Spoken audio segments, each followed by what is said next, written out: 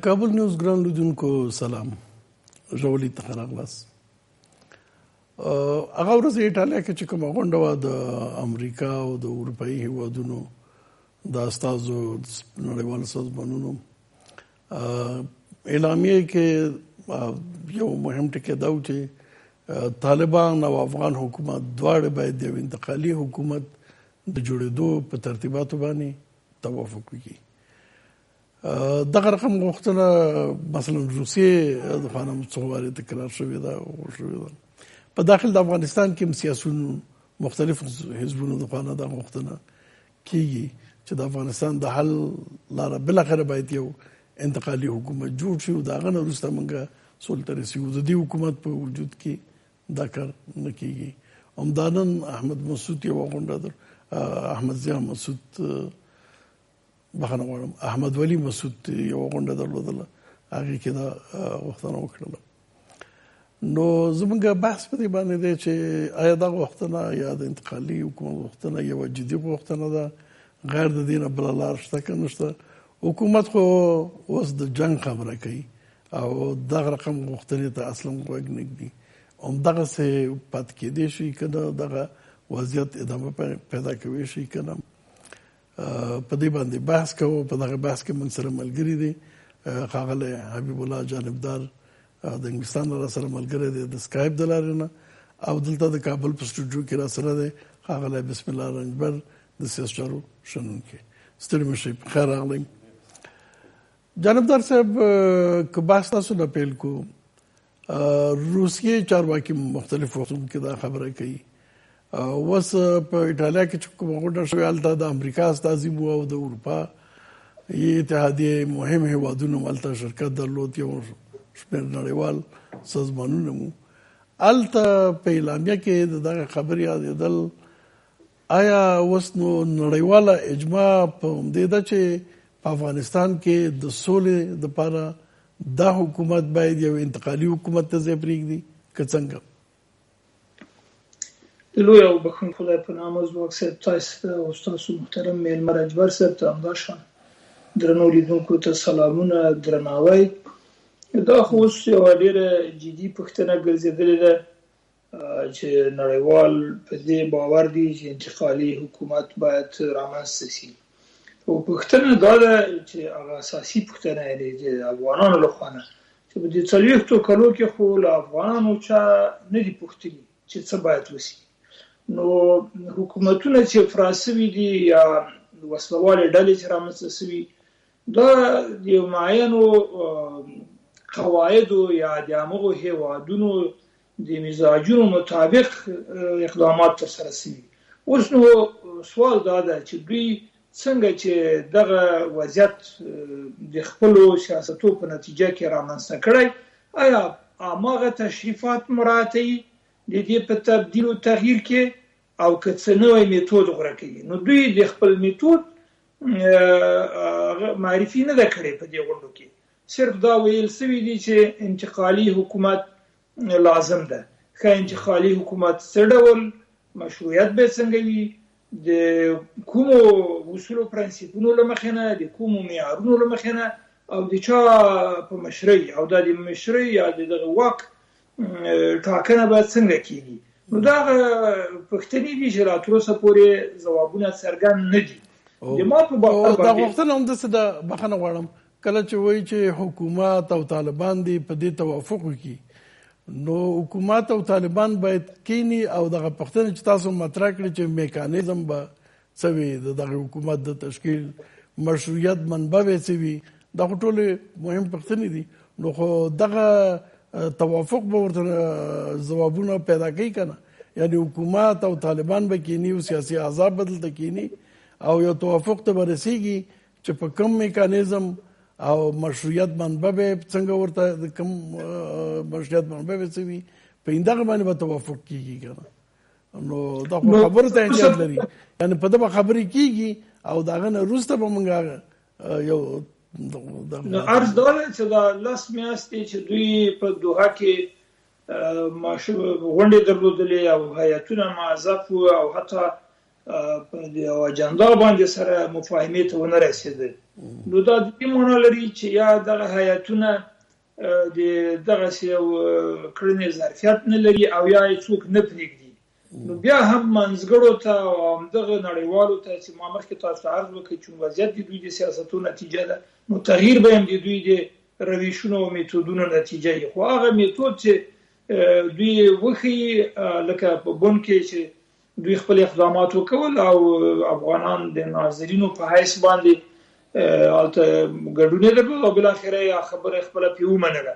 نو آیا اوس هم دوی همدا ډول کوي او که دغه تفاهم دوی تنها په ظاهره کې افغانانو ته راجع کوي چې دا هیاتونه به دا میکانیزم او دې پوښتنو ته جواب وایي، نو که د هیاتونو توانمندي یا اختیار یا صلاحیت درلودلی خو د 10 میاشتو کې خو به دغه وینه درېدلې وه، دا جنګ به درېدلی و، وربنده سوی و او د مسایلو یو څه نه څه انکشاف به کړی و. خو دې نه معلومیږي چې دغه ډرامه د امریکایانو د سیاستونو یو ډول د تداوم دپاره د موجوده سیاستونو یو وسیله ګرځولې ده او صرف په تبلیغاتي برخه کې موږ دا خبرې واورو، په عمل کې خو د وینه تویېدنه ډېره ده او جنګ ادامه لري او په اوربند باندې چا تمرکز ونه کاوه.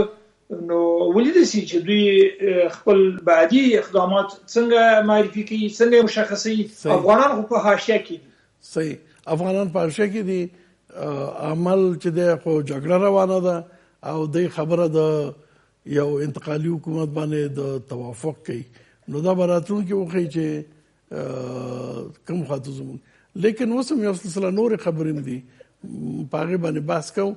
مثلا تر اوسه پورې امریکا د یو مودې پورې مداخله نه کوله، بمباري نه کوله. اوس امریکا یو نظامي مداخله شروع کړه او مکنزي وایي چې دا به ادامه لري. لیکن دا هغه وخت کېږي چې طالبانو ډېرې زیاتې ولسوالۍ ونیولې، یو نظامي واضح برتري ترلاسه کړه، هغې نه وروسته بیا امریکا مداخله کوي.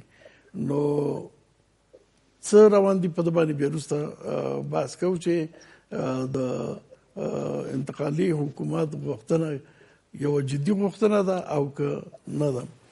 جناب رنجبر صاحب، از یک طرف مسئله اعلامیه که صادر شده ایتالیا باید برای حکومت انتقالی از دو طرف توافق کنن.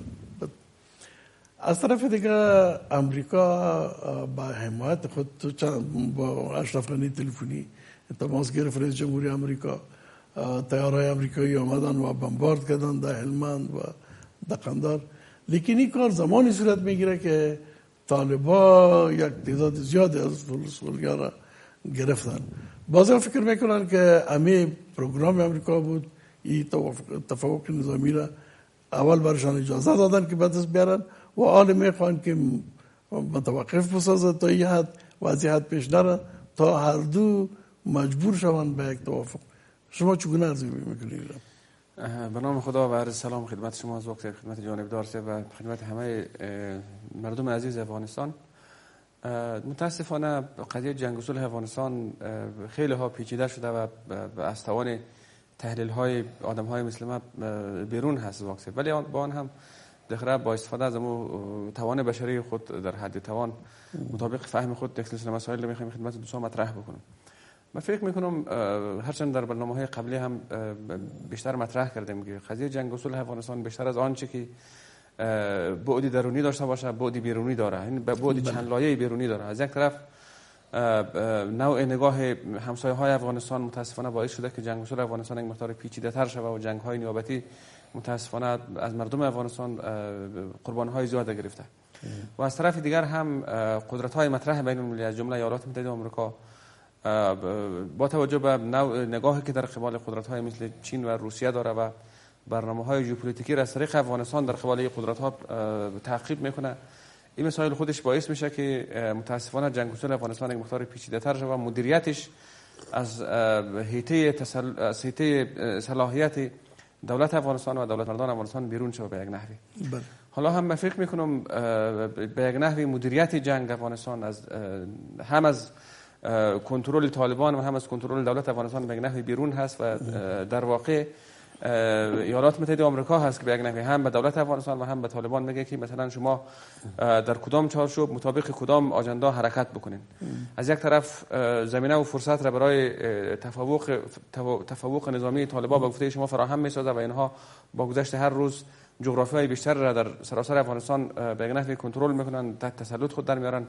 ولی از یک جانب دیگر میاین اونها را بمباردمان میکنن که یعنی به یک نحوی میخواین برایشان بفهمونن که بالاخره به یک نحوی شما باید مطابق دستورالعملی که از کاخ سفید صادر میشه باید حرکت بکنین. یعنی تا زمانی که ایالات متحده آمریکا به شما اجازه میده حرکت بکنین، ولی وقتی ایالات متحده آمریکا گفت شما متوقف شوین باید متوقف شوین. اگر متوقف نشدین، اصلاح نشدین، بالاخره تیارهای بدون سرنشین شما را بمباردمان میکنه. من فکر میکنم این یک پیام بسیار واضح است برای طالبان که طالبان هم این پیام به خاطر چی است؟ هدفی پیام چیست؟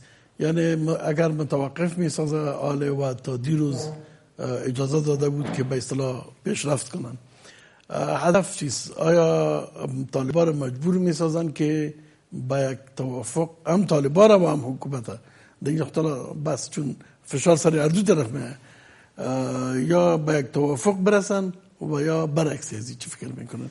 چی هدف تعقیب میکنن؟ خب هدف کلی و عمومی زواک صاحب این هست که به یک نحوی ایالات متحده آمریکا در کل در افغانستان را به یک نحوی تحت کنترل و مدیریت خودش داشته باشه و نیروهایی که در جنگ اصول افغانستان درگیر هستند به یک نحوی اینا هم تحت کنترل و مدیریت ایالات متحده آمریکا باشه. هدف کلی این هست که بالاخره از نیروهای جنگی که در افغانستان به یک نحوی حضور دارند، چه طالبان هست چه گروه‌های دیگه‌ای که حالا در نقاط مختلف افغانستان حضور دارند و گوش به زنگ هستند که چه زمانی امر صادر میشه که اونا بالاخره فعالیت‌های خود را شروع بکنن.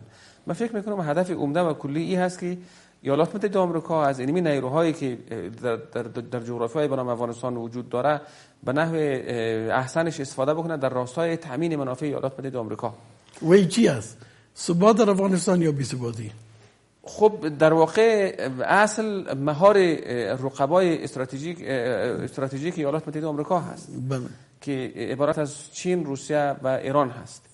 خب هر برنامه‌ای که در راستای تضعیف اینمی کشورها حرکت بکنه و فکر میکنم اونمو منافع ایالات متحده آمریکا رو به نحوی تامین میسازه. من فکر میکنم هر راهی که کشورهای منطقه را ضعیف بسازه ابو منافع ایالات متحده آمریکا خوب تر تامین میشه. حالا بیایم اگر قرار باشه که حساب کتاب بکنیم دو تا 4 تا بکنیم، خب طبعا اگر افغانستان تبدیل شه به یک کشور امن و باثبات در یک فضای دموکراتیک صلح‌آمیز و ثبات سیاسی، من فکر میکنم برنامه‌های ژئوپلیتیکی ایالات متحده آمریکا زمینه و فرصت برای عملی کردن و اجرایی کردنش فراهم نیست در حال حاضر. حالا مشخصا اگر در رابطه با سوال شما مشخصا اگر بگوییم که مثلا هدفش از اعمال فشار بالای طالبان و دولت چی هست، من فکر میکنم از یک طرف برای طالبان این نیت و انگیزه را ایده را پیدا کردن در نظر که اونا میخواین که تمام افغانستان را به یک نحوی از آن خود بکنن، دوباره بیاین امارات را به یک نحوی عملیاتی بسازن. و از طرف دیگر هم دولت افغانستان را که گفتن خب دولت افغانستان چون سالهای گذشته حمایت ایالات متحده آمریکا را با خودش داشته، حالا از یک طرف میخواین فشار بیارن بالای اونا که نخیر، حالا او حمایتی که در 5-6 سال گذشته وجود داشت وجود نداره، در اینجا یک رقیب دیگری به نام طالبان هم وجود داره. این در کل میخواد هم به دولت افغانستان و هم به طالبان بفهمونن که به یک نحوی هر دو طرف باید کوتاه بیان در یک، یعنی هم این طرف و هم اون طرف، یعنی قضیه 0 و 100 نباشه. قضیه به یک نحوی 50-50 شود میان طالب و دولت افغانستان تا اینکه به یک نقطه مشترک هر دو طرف برسن تا زمینه شکلگیری دولت انتقالی به زعم خودشان بالاخره به یک نحوی فراهم شد. یعنی هدفشان است که برسن به یک دولت انتقالی. من فکر میکنم راه دیگری وجود نداره به دلیل اینکه اگر دولت انتقالی شکل نگیره خب طالبان قبول ندارند زعامت رئیس جمهوری فعلی افغانستان را. ولی از این طرف هم اگر قرار باشه که طالبان ادعا بکنن که مثلا ما تمام جغرافیای افغانستان رو می‌خوایم به دست بگیریم، امارات را عملی بکنیم، خب دولت افغانستان اجازه نمیده چنین چیزی را. بالاخره ما نیاز داریم که به یک راه میانه برسیم تا اینکه هر دو طرف به او توافق بکنن به نحوی. درست. جانبدار صاحب لکه څنګه چلنجبر صاحب ویلي یا نظامی لارې نه باید موږ یو حل ته ورسېږو، هغه خو ایډیال لاره ده، حل چې که زور هم رسېږي چې مخالفین هر یو حکومت وکولی شي چې طالبان د خپل مخې نه لرې کړي، بس حکومت به بیا کامیاب وي او دنه خو حکومت ته بله بهتره لار نشته دی. همدارنګه طالبانو ته لیکن که دا ممکن نه وي دا اوسنی وضعیت چې څه رقم روان دی ولسوالۍ چې څه رقم مخالفینو لاسته ولویږي او څه ابهامات چې دي ځکه ډېرې ولسوالۍ بې د جنګ مخالفینو لاسته ولوېدلې دي په شمال کې په جنوب غرب کې دا اوس په کونړ کې دوه ډېرې مهمې ولسوالۍ د مخالفینو لاسته ولوېدلې دي او دا بدون د جنګ ولوېدلې دي ډېر شکوک و شبهات پکې شته ده چې دی کې د چا لاس څنګه وي لیکن بې د جنګ دا کارونه شوي دي دغه وضعیت ته که وګورو نو د یوې خوا نه که یو توافق ته نه رسېږو یو سیاسي حال ته نه رسېږو بل خطر چې دی خدا نخواسته هغه نظامي سقوط دی یا په یو طرفه د طالبانو برلاسی دی نو حل هر حکومت ته څه ده جنګ ته ادامه ورکړي او که د یو سیاسي حل د موندلو دپاره صادقانه کوشش وکړي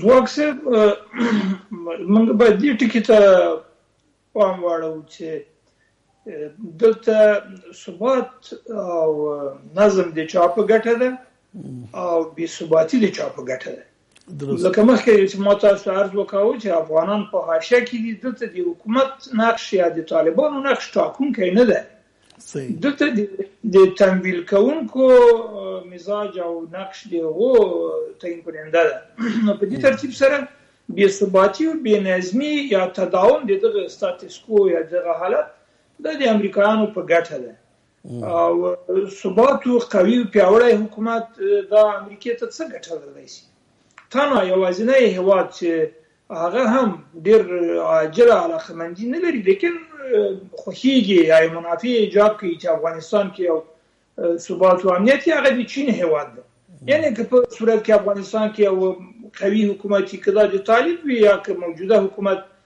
وتوانیږي چې ثبات راولي چینان په دې خوشحالېږي ځکه دوی به تجارت وکړي او سرمایه گذاري به وکړي پاتې نور همسایه هیوادونه تاسو وینئ چې خپلې قواوې پولو ته رانږدې کړي دي او دا څه پیغام لرلی شي یعنې د یوې خوا نه دوی د دې آمادګي لري چې ګویا د سوریې حالت دلته تغییر شي در حاله چې په افغانستان کې خو دومره هغه وجود نه لري چې د دوی پولو ته ور واوړي او هغه هم په ډېر یو نظامي قوت سره چې دوی په زرهاو خپلې لښکرې راوړي دي هم ایران هم ترکمنستان هم تاجکستان او روسانو دی دا خو داسې یو معنا لري چې دوی یو بدترین حالت ته آماده دي که د سوریې وضعیت راځي دوی باید هر یو له دې کیک نه خپله برخه ولري یعنې هغه بدترین حالت ده او په غیر دغه کې روسانو ته هم ډېر ثبات معناداره نه ده پخوا که افغانستان د کوریدور حیثیت درلوده اوس افغانستان هغوی ته د دغه کوریدور حیثیت نه لري بلکې غواړي چې د یو معنی په توګه ووسي او په دغه معنی ګټه روسیې ته دا ده چې د منځنۍ اسیا زیرمې به د دوی له کانالونو نه تجارت پې کېږي او هغه کې تنظیمېږي به لیکن بخښنه غواړم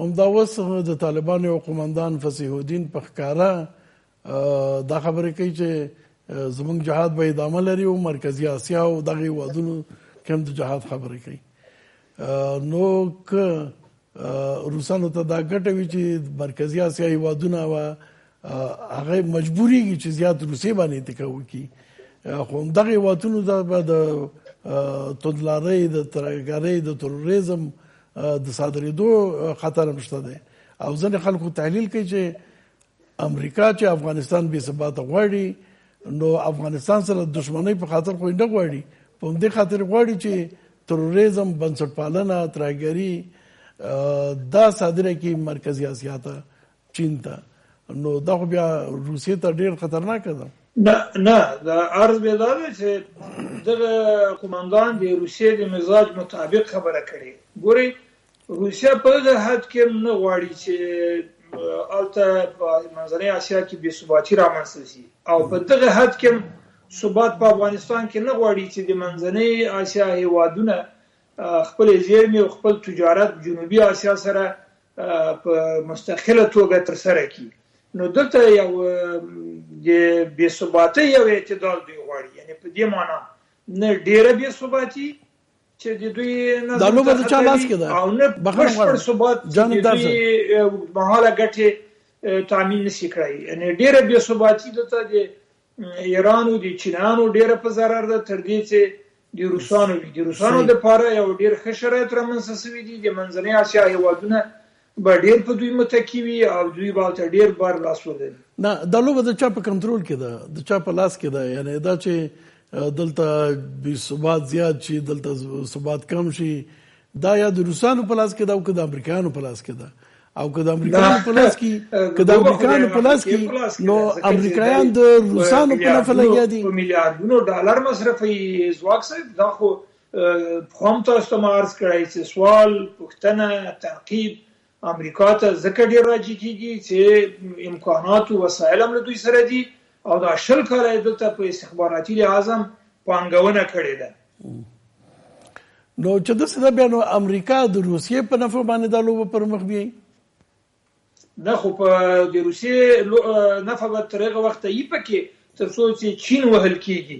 لکه پخوا چې شوروي ووهه، چینیان یې د ځان متحد ګرځولي وو.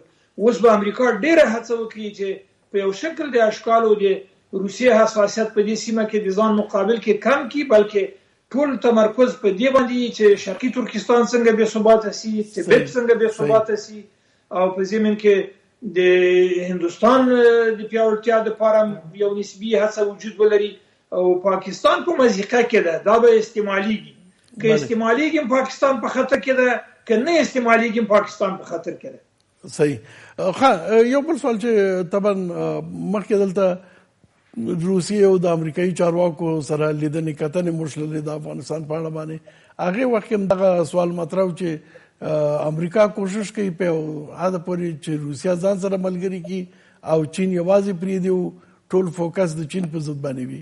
لیکن دا خبره چې ما او تا دلته ناست په دې سټوډیو کې ورباندې تحلیل کوو چې امریکا غواړي چین او روسیا سره جدا جدا کی، اوس په روسیې په وړاندې باندې دغه جګړه پر مخ بوځي او دغه زیات خطر خو بیا ثبات روسیې ته هم دی.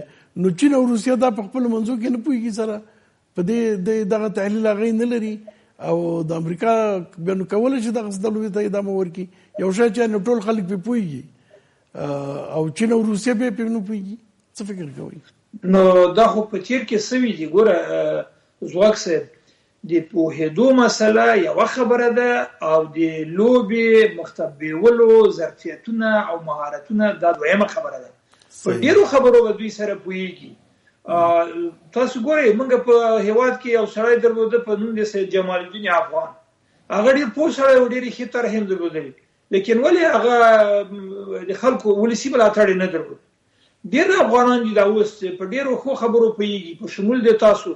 لیکن آیا ستاسو خبرو شاته دغه ولس لريږي؟ د ولس برداشت یا شعور یا هغه شرایط یا ظرفیتونه داسې چې ځینې وخت هغه پوهې ته ملاتړ نه پیدا کېږي. دا نو بیا زمان ته ضرورت ده او مبارزې ته ضرورت ده. تاسو وایئ چې روسیا د امریکا په نیت باندې پوهېږي، لیکن دغه لوبې ته د تغییر ورکولو صلاحیت نه لري، ظرفیت نه لري، زور نه لري. نه، روسیا په دې هم پوهېږي چې چین ډېر پیاوړی شي نو بیا به د ده سرنوشت څنګه وي. روسیا به غواړي چې چین دې په خپل حد کې نه دا چې دومره پیاوړی شي چې بیا په منځنۍ اسیا کې او بیا لکه د چنګیزیانو په وخت کې چې روسیا به بلې خواته دغسې د تهدید لاندې خو هغه هم نه غواړي. یعنې دا داسې یو هنرمندانه لوبه ده چې کجدارو مریض ده. هر هیواد کوشش کوي چې هم خپل هغه اوږدمهاله ګټې په نظر کې ولري او هم په نږدې راتلونکي کې له خطرونو نه بچي. صحیح. اوس یو لنډه دمه لرو، دا بیا بحث بیخي اوس بلې خواته ځي چې آیا چین روسیې ته هم دغونه خطر دی او که نه. لکه څنګه چې تاسو یاد کړ چنګیز یو وخت کې روسیا کونج ته کړې وه، په هر ترتیب دا بېله خبره ده. لیکن حداقل دا خبره خو ده چې اوس هغه لازم همغږي چې چین او روسیې په منځ کې د امریکا په خلاف هغه نه ښکاري. نو امریکا کامیابه روانه ده. یو لنډه دمه لرو، د مینه وروسته همدې بحث کوو که امریکا کامیابه روانه ده نو زموږ سرنوشت کوم خواته روان دی. یوه لنډه دمه.